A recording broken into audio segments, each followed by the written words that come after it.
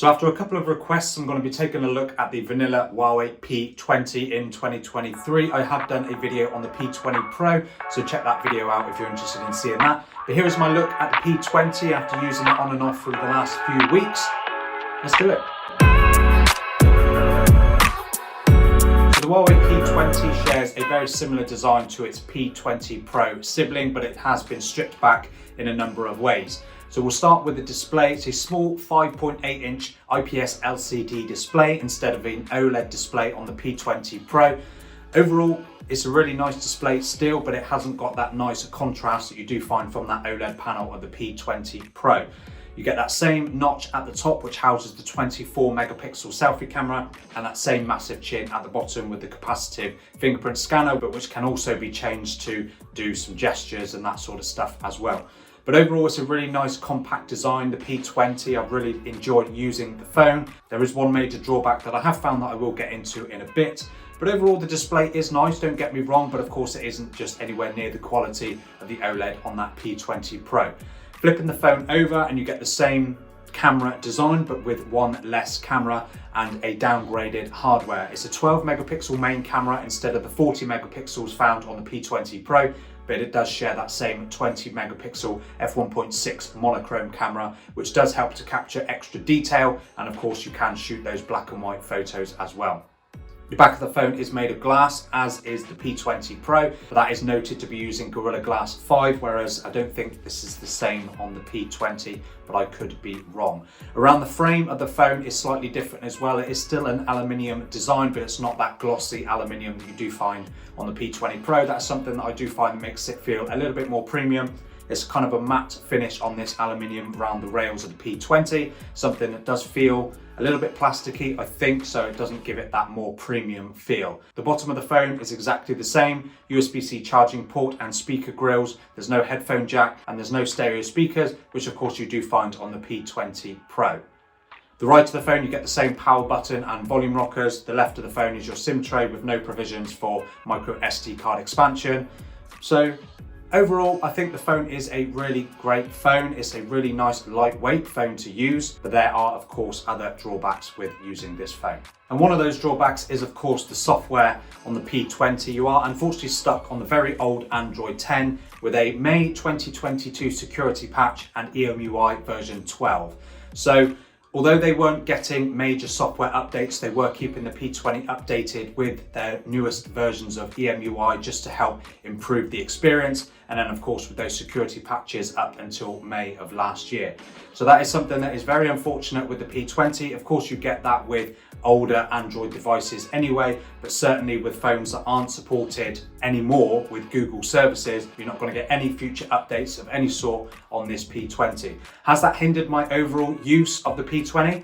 Not really. I mean, it's the same EMUI experience as what I found, of course, using the P20 Pro and other Huawei devices, even the P30 and the Mate 20 Pro as well. A really nice looking Android skin, not much bloatware. There's a few of Huawei's own apps that they add, their own app gallery, health app, calculator, all that sort of stuff, but it's not something that I found to be getting in the way, and it's not hindered my overall experience using this phone. And running the P20 is the same Kirin 970 found in the P20 Pro, but the base model of the P20 comes with just 4 gigs of RAM and 64 gigs of internal storage in some markets, but in most markets I think it was 128 gigs of base storage. So of course that is a drop down from the P20 Pro, which starts at 6 gigs and 128 gigs and goes all the way up to 8 gigabytes with certain colors and 256 gigs of non-expandable storage.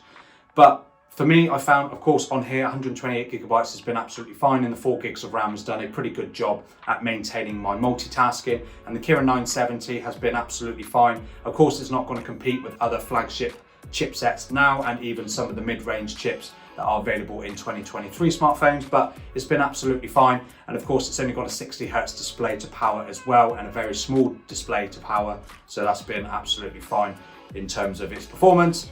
And the battery life has been, unfortunately, pretty poor on the Huawei P20. It's got a 3400 mAh battery, which on release was about right for this sort of size phone. And even, to be honest, for this sort of size phone now, that's not a bad size.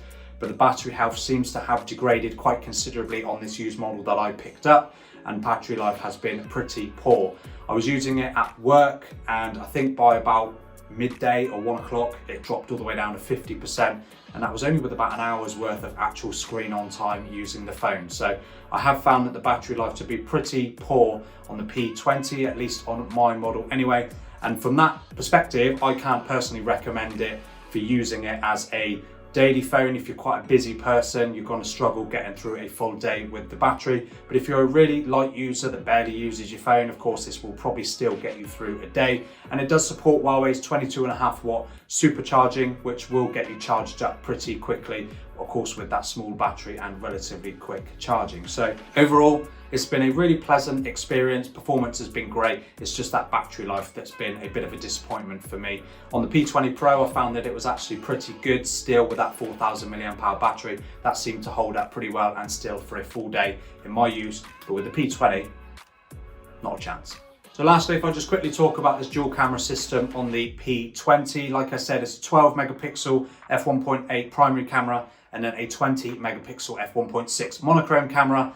And overall, the photos from the P20 have been very similar to the P20 Pro. A pretty decent amount of detail, natural color when you don't use the AI mode. But of course, you can see where years make a difference, and this isn't going to be performing anywhere near what you'll find with newer flagship phones, obviously, and even some of the budget phones out today that use pixel binning technology or have improved that pixel binning technology from the P20 Pro.